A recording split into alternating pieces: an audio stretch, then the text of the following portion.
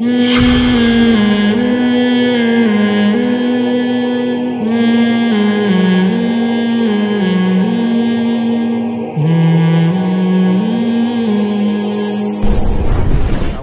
मिनश्शैतानिर्रजीम बिस्मिल्लाहिर्रहमानिर्रहीम वजाउ अबाहुम इशाअन यबकून। यूसुफ़ अलैहिस्सलाम के भाई अपने वालिद के पास आए इशा के वक्त, यबकून रो रहे थे। क़ालू या अबाना इन्ना ज़हबना, कहने लगे हमारे वालिद हम गए थे, नस्तबिक़ु दौड़ में मुकाबला कर रहे थे और हमने यूसुफ़ को इंदा मताइना अपने सामान के करीब छोड़ दिया था। फ़अकलहु ज़िब, भेड़िए ने आके उसको खा लिया। वमा अंता बिमुमिनिन लना वलौ कुन्ना सादिक़ीन, और हमें पहले से पता है कि आप हमारी बात को नहीं मानेंगे अगरचे हम कितना ही सच क्यों ना कह रहे हों। देखें ये भी कैसी एक बात है ना कि कितना बड़ा जुल्म किया और कितने कॉन्फिडेंस के साथ अपना हक पर होना बयान कर रहे हैं। वजाउ अला कमीसिही बिदमिन कज़िब, और एक और चालाकी उन्होंने की कि एक झूठा खून, कहीं से भी किसी जानवर का कोई खून वून लेके यूसुफ़ अलैहिस्सलाम के कुर्ते पे लगा दिया और झूठा खून लेकर आए। क़ाल बल सव्वलत लकुम अनफुसुकुम अमरा, याकूब अलैहिस्सलाम ने फरमाया ना ना ना ना ना, तुम्हारे नफ्सों ने तुम्हारे लिए कुछ मामला घड़ लिया है, एक कहानी बना दी है तुमने। सवाल पैदा होता है याकूब अलैहिस्सलाम ने कैसे ये बात कह दी कि तुम्हारे नफ्सों ने तुम्हारे लिए कहानी गढ़ दी है, हालांकि उन्होंने तो अपनी आंखों से देखा नहीं था। उसका जवाब यह है कि बाज़ दफ़ा कोई चीज़ इंसान देखता नहीं है, लेकिन बहुत मजबूत कराइन होते हैं, उन कराइन की बुनियाद पे भी फैसला किया जाता है। इसकी मिसाल ऐसे जैसे आपने किसी इंसान को कत्ल होते हुए खुद अपनी आंखों से नहीं देखा, लेकिन आपने देखा कि जैद घर में घुसा है और उसके साथ बकर भी था, और फिर बकर जो है वो भागता हुआ नजर आया और उसके कपड़े खून आलूदा हैं और घर से भागता हुआ जा रहा है और हाथ में उसके छू रहा है। तो तमाम फुक़हा का इत्तिफाक है कि आप ये गवाही दे सकते हैं कि बकर ने जैद को कत्ल किया है, इसलिए कि छुरा भी उसके हाथ में है और खून भी उसके हाथ में और उसका भागना, ये सारे मजबूत कराइन है इस बात के कि इसके अलावा और कौन कातिल हो सकता है, और दो बंदे ही घर में थे, तीसरा कोई था नहीं। तो गवाही जैसे मुशाहिदे पर दी जाती है अपनी आंखों से देख कर के, इसी तरह बहुत शदीद और मजबूत कराइन जब किसी चीज़ के होते हैं तो भी इंसान के लिए गवाही देना जायज़ है, लेकिन हवाई बातें ना हो, तवहुम परस्ती ना हो, वहमी ना हो, बदगुमानियाँ ना हो, मजबूत बहुत मजबूत कराइन हो। तो याकूब अलैहिस्सलाम बहुत तवील अरसे से देख रहे थे कि ये कैसे भाइयों के साथ, यूसुफ़ के साथ ये इनका हसद का मामला है, बहुत अरसे से नोट कर रहे थे, और उनको ये ख़तरा भी था कि मुझे गम है कि तुम यूसुफ़ को तफरीह के लिए लेके जाओगे और कहीं भेड़िया उसको खा न ले। और फिर उन्होंने कस्में उठाई तो याकूब अलैहिस्सलाम थोड़ा सा खौफज़दा हो गए थे, लेकिन ख्याल ये था कि जब इतनी कस्में उठा के जा रहे हैं तो इनको अपनी इज़्ज़त का भी ख्याल होगा। लेकिन बहरहाल जो होना था हुआ, इसलिए उन्होंने बड़े कॉन्फिडेंस के साथ कहा बल सव्वलत लकुम अनफुसुकुम अमरा, तुम्हारे नफ्सों ने तुम्हारे लिए कुछ गढ़ लिया है। फसब्रुन जमील, पस मेरे ऊपर सब्र है जमील। मैंने बताया था ना, सब्र जमील वो खूबसूरत सब्र, उम्दा सब्र, वो सब्र जिसमें अल्लाह से ज़र्रा बराबर भी शिकायत ना हो, कोई इंतकाम ना हो। तो याकूब अलैहिस्सलाम ने ये क्यों कहा? इसलिए कि उनके पास इसके अलावा कोई ऑप्शन ही नहीं था। क्या कर लेते, बेटे हैं अपने, और फिर कोई गवाह भी नहीं है, कोई सबूत भी नहीं है जो पेश किया जा सके, तो गम सहने के अलावा उनके पास कोई रास्ता नहीं था। फिर कहने लगे वल्लाहुल मुस्तआन, अल्लाह ही है जिससे मदद तलब की जाए, अलामा तसिफून, उन बातों पर जो तुम बयान कर रहे हो, जो तुमने गम मुझे बस सुनाया है, इसमें मैं अल्लाह ही से मदद तलब करूँगा। इल्मी नुकात में इंशाअल्लाह मैं इसका तज़किया करूँगा। वजाअत सय्यारतुम फअरसलू वारिदहुम फअदला दलवा, मुसाफिरों की एक जमात आई। अरसलू वारिदहुम, उन्होंने किसी को भेजा कुएं के पास। फअदला दलवा, और उस कासिद ने जाके डोल लटकाया कुएं में। क़ाल या बुशरा हादा गुलाम, कहने लगा हाय खुशखबरी, ये तो लड़का है। व असर्रूहु बिज़ाअतन, पूरी जमात ने ना उसको एक तिजारती सामान के तौर पे छुपा लिया कि हम इसको बाज़ार में बेचेंगे, एक अच्छे पैसे मिल जाएंगे, आपस में हम बांट लेंगे, और कुछ छुपा दिया। छुपाया इसलिए कि जाहिर है इस कुएं में बच्चा ऐसे ही तो नहीं आ गया ना, कहीं से कोई गिर गया है या कुछ हुआ है तो इसका मालिक या इसके वालिदैन तलाश में निकलेंगे, तो इसलिए बस जल्दी से इसको दाएं बाएं करो। वल्लाहु अलीमुम बिमा यामलून, जो कुछ वो कर रहे थे अल्लाह उससे बाखबर था। हकीकत यही है कि हम जो कुछ कर रहे होते हैं हम तो इसको एक इत्तिफाकी वाक़या समझ रहे होते हैं, इत्तिफाकी हादसा समझ रहे होते हैं, लेकिन सब कुछ अल्लाह की तरफ से हो रहा होता है और हम ये समझ रहे होते हैं कि कोई हमें देख नहीं रहा, लेकिन अल्लाह वो सारी चीज़ों को देख रहा होता है। आप सोचें, वो जो मुसाफिरों की जमात आई थी कुएं में और बच्चा निकाल के बाज़ार में ले जाके फ़रोख्त कर रही थी, उनके वहम गुमान भी नहीं हो सकता था कि ये सब चीज़ें अल्लाह देख रहा है और क़यामत यानी आखिरी नबी पर कुरान नाजिल करके ये सब चीज़ें बयान कर देगा, बल्कि तौरात में भी बयान कर देगा, इंजील में भी बयान कर देगा। वो सोच भी नहीं सकते थे।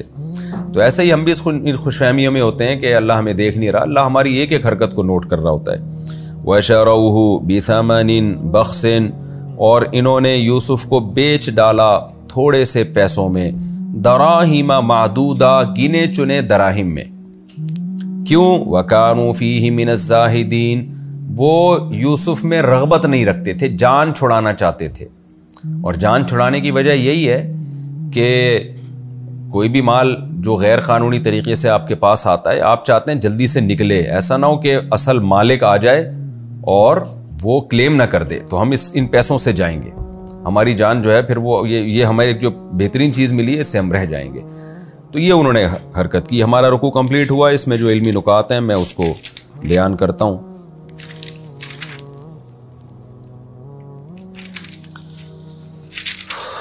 लक़द कान फ़ी यूसुफ़ व इख़्वतिही आयातुल लिस्साइलीन, अल्लाह ने यहाँ से सूरह यूसुफ़ के दूसरे रुकू का आगाज़ किया। पहली बात कि अल्लाह ने बता दिया यूसुफ़ और उसके भाइयों में बहुत सारी निशानियाँ हैं, बहुत सारी बातें हैं, बहुत सारी इबरत की बातें हैं। तो हम उन इबरत की बातों को इंशाअल्लाह सीखने की कोशिश करेंगे, क्योंकि अल्लाह ने तमहीद के तौर पे बयान कर दिया कि इसको वाक़े के तौर पे ना लेना, बल्कि इसमें बहुत सारे असबाक हैं। तो ये असबाक कुरान ख़ुद बयान कर रहा है कि तुम इससे असबाक निकालो। एक वाक़े को एक कहानी समझ के सुन लेना ये कोई बात नहीं होती। कुरान कोई कहानियों की या वाक़यात की किताब नहीं है। पहला सबक क्या मिलता है? जब उन्होंने यूसुफ़ के बारे में कहा कि यूसुफ़ और उसका भाई हमें ज़्यादा महबूब है अपने बाप से, व नहनु उसबतुन, और हम एक मजबूत जमात हैं। इससे क्या सबक मिलता है हमें? कि जो दीनदार लोग होते हैं ना, उनकी औलाद से मोहब्बत की बेस ये नहीं होती कि ये बच्चा हमारे कितने काम का है, बल्कि औलाद से मोहब्बत की बेस ये होती है कि बच्चे में क्या क्वालिटी है। मिसाल के तौर पर आपकी औलादों में एक बच्चा दीनदार है, इताअत गुजार है, लेकिन वो बेचारा मुआशी लिहाज से या जिस्मानी लिहाज से कमज़ोर है, माँ बाप की ऐसी खिदमत कर नहीं सकता। दूसरा बच्चा नालायक है लेकिन पैसे बहुत कमा रहा है, वो उसकी किस्मत के मुआशी सतह पे वो स्टेबल हो गया। हमने अपनी सोसाइटी में देखा है कि लोग उस बच्चे से ज़्यादा मोहब्बत करते हैं जो पैसा कमा के दे रहा है, और जिसका किस्मत साथ ही नहीं दे रही, चाहे वो कितना ही नेक हो, उससे मोहब्बत नहीं करते। तो ये गलत बात है। याकूब अलैहिस्सलाम को जो बाकी बेटे थे दूसरी ज़ौजा से थे, वो लंबे तड़ंगे खूबसूरत और बाप के लिए बहुत बड़ी वो एक सपोर्टर बन सकते थे बाप के लिए, लेकिन इसके बावजूद याकूब अलैहिस्सलाम को मोहब्बत किससे ज़्यादा? यूसुफ से। वजह उसकी ज़ाहिर है कि वो देख रहे थे कि इस बच्चे में ऐसी क्वालिटीज़ हैं जो दूसरे बच्चों में नहीं है। तो ये भी इंसान के एक नंबर होने की और अच्छी सिफत की अलामत है कि वो अपनी औलादों में मोहब्बत की जो बेस है, उस बेस को, वो बेस अच्छी बेस होनी चाहिए, वो सिर्फ मफाद परस्ती की बेस नहीं होनी चाहिए। दूसरी बात हमें इससे ये भी सबक मिलता है कि हदीस में आता है औलाद में बराबरी करो। जैसे इंसान की ज़्यादा अज़वाज हों तो उनमें बराबरी का हुक्म है, तो औलाद में भी बराबरी का हुक्म है। लेकिन जैसे अज़वाज के बारे में शरीयत का हुक्म यह है कि किसी से मोहब्बत इंसान को ज़्यादा हो सकती है, ये गैर इख्तियारी चीज़ है। जैसे नबी सल्लल्लाहु अलैहि वसल्लम अपनी 9 बीवियों में अदल करते, लेकिन आपको जो मोहब्बत हज़रत आयशा से थी वो दूसरी अज़वाज से नहीं थी, और आप इस बारे में फरमाते कि अल्लाह ये यानी इसमें मुझे मलामत ना करे। रिवायतें अगरचे कमज़ोर है सनद के लिहाज से, लेकिन इतनी बात तो साबित है कि नबी सल्लल्लाहु अलैहि वसल्लम को हज़रत आयशा से मोहब्बत, उनके अंदर जो सिफ़ात थी, जो उनकी जहानत थी और जो इल्मी सलाहियत थी और एक फ़िक़ही बसीरत थी, और हज़रत अबू बकर की बेटी होने की वजह से भी आप सल्लल्लाहु अलैहि वसल्लम उनसे जो मोहब्बत करते, वो दूसरी अज़वाज को वो मोहब्बत उनके हिस्से में नहीं आई। तो इसी तरह औलाद में भी बराबरी ज़रूरी है, लेकिन दिल इंसान के इख्तियार में नहीं होता। अगर किसी औलाद से आपको मोहब्बत ज़्यादा है, दूसरे से मोहब्बत कम है, तो ये नेचुरल है, इसमें इंशाअल्लाह क़यामत के दिन आपको मलामत नहीं होगी। लेकिन इस बेस पे इम्तियाजी सलूक शुरू कर देना ये गलत है। तो ये भी हमें यहाँ से पता चलता है। तीसरी बात ये कि याकूब अलैहिस्सलाम के बेटों को यूसुफ अलैहिस्सलाम से जेलिसी किस बेस पे हो रही है, ये भी आप देखें। आज एक भाई को दूसरे भाई से हसद इस बेस पे होता है कि ये मुझसे ज़्यादा तरक्की कर रहा है, ये इसके पास पैसा ज़्यादा आ रहा है। तो इन बेसिस पे तो होती है मोहब्बत, यानी हसद। इस बेस पे नहीं होती कि अब्बा को ये ज़्यादा अच्छा लगता है, अब्बा को इससे मोहब्बत ज़्यादा है। वजह उसकी है कि जब आपको किसी से मोहब्बत बहुत ज़्यादा होती है ना, तो आपका महबूब की तवज्जो जब किसी दूसरी तरफ होती है तो आपके दिल में जेलिसी के जज्बात पैदा होते हैं। तो ये खुद इसकी अलामत है कि याकूब अलैहिस्सलाम के जो बेटे थे वो अपने बाप से इतनी मोहब्बत करते थे, इतनी ज़्यादा मोहब्बत करते थे कि उनको ये बर्दाश्त नहीं हो रहा था कि हमारे अब्बा हमसे ज़्यादा मोहब्बत किसी और से करें। तो ये खुद याकूब अलैहिस्सलाम के बेटों के एक लिहाज से बड़े ख़ानदानी होने की दलील है कि बाप की मोहब्बत चाहते हैं कि हमारी तरफ आए। आज हमारी सोसाइटी में कौन सा ऐसा नौजवान है जो चाहता है अब्बा मुझसे बहुत ज़्यादा मोहब्बत करें, बल्कि अब्बा से मोहब्बत इतनी, अब्बा की मोहब्बत अपनी तरफ लाना नहीं चाहते, बल्कि वो तो अब्बा का पैसा चाहिए उनको, अब्बा से खिदमत चाहिए, अब्बा का दिल चाहिए। ये बहुत कम लोग हैं। इसकी मिसाल ऐसे है जैसे एक मर्द अगर दूसरी शादी करता है तो बीवी के दिल में सोकन से एक नफरत के जज्बात पैदा होते हैं। तो ये नफरत बजाते खुद अच्छी चीज़ नहीं है, लेकिन यहाँ इस नफरत की बेस क्या है? बेस ये है कि वो चाहती है कि मेरा शौहर सिर्फ मेरा रहे, किसी और तरफ ना जाए। इसकी बेस अच्छी है। यही वजह है कि हज़रत आयशा रज़ी अल्लाह ताला अन्हा जब पैगंबर सल्लल्लाहु अलैहि वसल्लम नई शादी करते थे तो अम्मी आयशा रज़ी अल्लाह ताला अन्हा को खुशी नहीं होती थी इस पे, बल्कि अम्मी आयशा के सामने आप सल्लल्लाहु अलैहि वसल्लम किसी ज़ौजा की तारीफ़ भी करते ना तो अम्मी आयशा को बड़ा गज़ब आता था। मशहूर हदीस है ना, सही हदीस है हज़रत खदीजा रज़ी अल्लाह ताला अन्हा की। हज़रत नबी सल्लल्लाहु अलैहि वसल्लम ने हज़रत अम्मी आयशा के सामने तारीफ़ की तो अम्मी आयशा को गज़ब आया और उन्होंने कहा, या रसूल अल्लाह, अल्लाह ने आपको जवान औरतें निकाह में दे दी, आप क्यों उस बुढ़िया को याद करते हैं जिसके जबड़े सुर्ख हो चुके थे? तो गज़ब आया ना हज़रत आयशा को। तो बजाते खुद तो ये गज़ब या ये नफ़रत अच्छी चीज़ नहीं है, लेकिन इसकी बेस क्या है? अपने शौहर की मोहब्बत को अपनी तरफ खींचना। तो ये अलामत है। जब इंसान को किसी से जज्बाती मोहब्बत होती है तो वो चाहता है कि मेरा इसका दिल मेरी तरफ ही रहे। तो औरत के लिए अपने शौहर से जज्बाती मोहब्बत होना अच्छी बात है, तो बेटों के लिए अपने बाप के लिए ये मोहब्बत के जज्बात, ये बजाते खुद बहुत अच्छी चीज़ है। हाँ, ये ज़रूर है कि आप उस मोहब्बत में हुदूद को क्रॉस ना करें, खुदा की नाफरमानी ना करें। जैसे हज़रत सौदा रज़ी अल्लाह ताला अन्हा के बारे में एक दफ़ा हज़रत आयशा ने कद के बारे में उनके कह दिया कि छोटे कद की हैं, ठिगनी हैं, इस तरह के अल्फाज इस्तेमाल किए तौहीन की। तो नबी सल्लल्लाहु अलैहि वसल्लम गज़बनाक हो गए, आपने उनको तंबीह फरमाई। तो वजह क्या थी कि भाई ये लिमिट जो है ना, किसी की गीबत करना इसमें जायज़ नहीं है। तो आप हज़रत आयशा रज़ी अल्लाह ताला अन्हा को भी एहसास हुआ अपनी गलती का। तो यहाँ भी ऐसा ही है कि याकूब अलैहिस्सलाम के जो बेटे बहरहाल पैगंबर के बेटे थे, तो उनके दिल में अपने बाप से मोहब्बत के कैसे जज्बात थे कि हम अपने बाप का दिल अपनी तरफ देखना चाहते हैं, हम नहीं चाहते कि हमसे हट के किसी और तरफ ज़्यादा चला जाए वो। तो ये भी एक जुर्म तो किया उन्होंने, अब भाई को कुएं में डाल दिया, और बहुत बड़ा जुर्म। उस जुर्म को तो जाहिर है कुरान भी जुर्म कह रहा है और बाद में उन्होंने भी तौबा इस्तिग़फ़ार की। लेकिन इस जुर्म की बेस क्या है? बेस पैसा नहीं है, दौलत नहीं है, शोहरत नहीं है, बल्कि इसकी बेस ये है कि बाप की मोहब्बत को अपनी तरफ लाना। आज चूँकि घरों से दीन बिल्कुल निकल गया है और लिबरलिज़म सोसाइटी में आ रहा है, तो आज की औलादों को इसकी कोई परवाह नहीं होती कि अब्बा हमारी तरफ है या उसकी तरफ है। अब्बा बेशक उसकी तरफ हो, पैसा हमें दे दिया करें तो बस फिर खुश हो जाएंगे इस पर। इन्ना अबाना लफ़ी ज़लालिम मुबीन।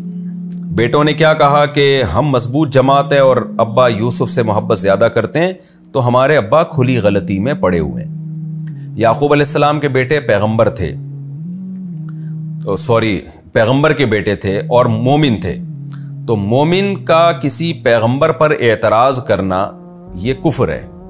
अगर आप किसी पैगंबर के बारे में कह दें ये उन्होंने गलत किया, ये सही नहीं किया, तो ये तो ज़ाहिर है पैगंबर पर एतराज़ तो अल्लाह पे एतराज़ हो गया ना, क्योंकि पैगंबर अपनी मर्ज़ी से कुछ भी नहीं करते। तो यहाँ भी एक इल्मी नुक्ते की बात है कि बेटे अपने वालिद के बारे में कह रहे हैं कि हमारे अब्बा गलती पर हैं, लेकिन इसके बावजूद बेटों की इस जो स्टेटमेंट है, ये तबसरा है, इसकी वजह से बेटों पे कुफ्र का फतवा आज तक किसी मुफस्सिर ने नहीं लगाया। और वजह उसकी ज़ाहिर है कि ज़ाहिर है पैगंबर पर एतराज़ वो तो कुफ्र है, लेकिन यहाँ अंबिया अपने वालिद पर एतराज़ पर कुफ्र का फतवा क्यों नहीं लगा? उसकी वजह यह है कि वो ये जो गलती है ना, याकूब अलैहिस्सलाम के बारे में कह रहे थे कि उसकी तरफ तवज्जो ज़्यादा, हमारी तरफ तवज्जो कम, तो ये इसको इज्तिहादी गलती समझ रहे थे। इज्तिहादी,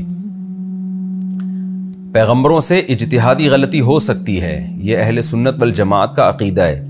बाज़ दफ़ा अल्लाह की तरफ से वही आने में ताख़ीर होती है, पैगंबर ख़ुद फ़ैसला करते हैं अपनी अक़ल से, अपनी फ़िरासत से, उसमें उनसे गलती का इम्कान होता है, क्योंकि वो भी इंसानों की तरह एक इंसान है, बशर हैं, और बशर से ख़ता का इम्कान मुमकिन है। गुनाह नहीं हो सकता पैगंबर से, इज्तिहादी गलती हो सकती है।